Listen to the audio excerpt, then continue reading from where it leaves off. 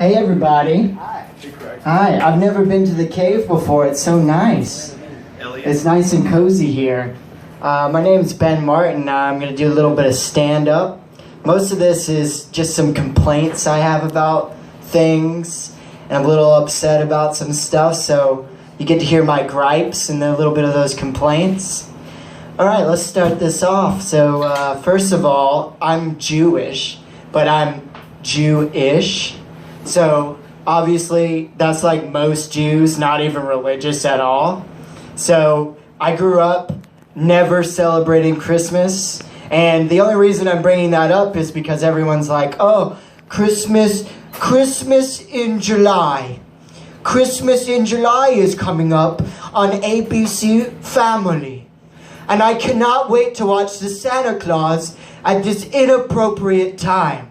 Thank you, Santa Claus.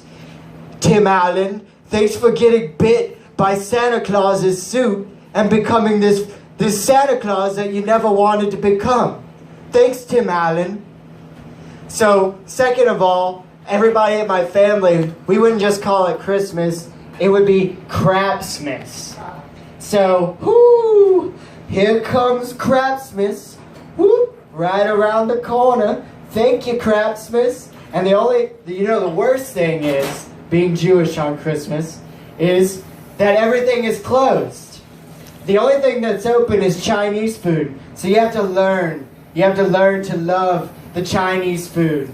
And every inch of its tasty beef with broccoli and its spicy chicken chow mein on that fateful Christmas morning. And you know what? Give it up for those Chinese, lovable Chinese people that stay open 24/7. Thank you.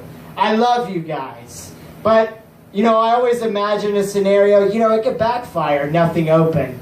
Little Timmy running down the stairs in his new onesie. He trips on the last stair and busts his 2 front teeth open on the last stair. And you know what you could do, Timmy? You can wait a whole day. Because the dentist is not open today, Timmy. So why don't we just take your little teeth and we'll just hang them on the tree till tomorrow when the dentist comes into town. Because everything's closed. Thank you, Christmas. Alright, moving forward. Nobody likes Christmas, thank you. Alright, moving a little bit forward. I think that, who's seen Star Wars? Everybody's seen Star Wars. I've seen that film. Alright, that movie, you wouldn't say it was violent at all. But probably the most violent scene everybody looks over. First of all, Luke had an aunt and an uncle, and everybody seems to forget about this scene in particular.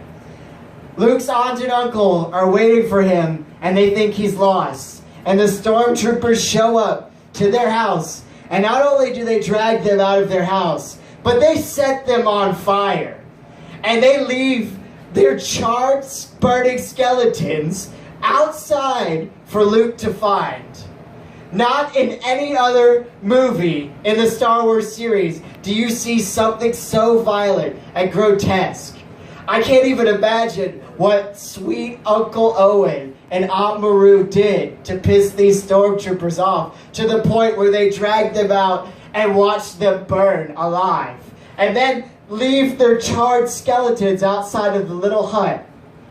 That makes something snapped in that stormtrooper that day. He had some serious PTSD. And that is the most violent scene that is always looked over in the Star Wars series. The next time you watch it, just think about it. Something snapped in that guy's mind, and he freaked out that day. And he burned innocent old Uncle Owen and Aunt Maru on Tatooine. And Luke had to go up and see their bodies, and that was his motivation, to destroy the Empire. It was horrible. Alright, the next thing, let me think.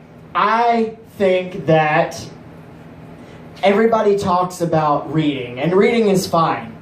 But have you ever seen someone so pompous about their reading that, first of all, who licks their finger and turns the page?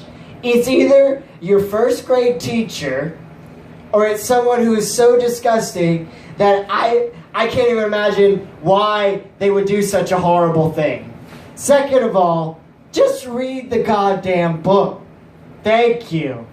Why do you have to, you sit in your chair next to the fireplace and you have your cat Mimsy. Mimsy's there. I love the sweet old little Mimsy on my lap, just purring away. And I got my Eckhart Tolle. I'm reading my existential novel from Eckhart Tolle, The Power of Now, in my chair, in my reading chair. And the fireplace is going, but it's not too hot.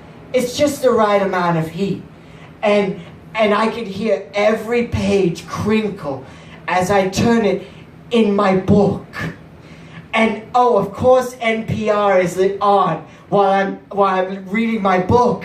But it's at a mouse's whisper, so I can't hear a word they're saying. But I'm so glad NPR is on. And you know what? Wait, Don't Tell Me is on. And I giggle. I giggle at their little jokes. I'm like, oh, I think I heard that. That was quite witty.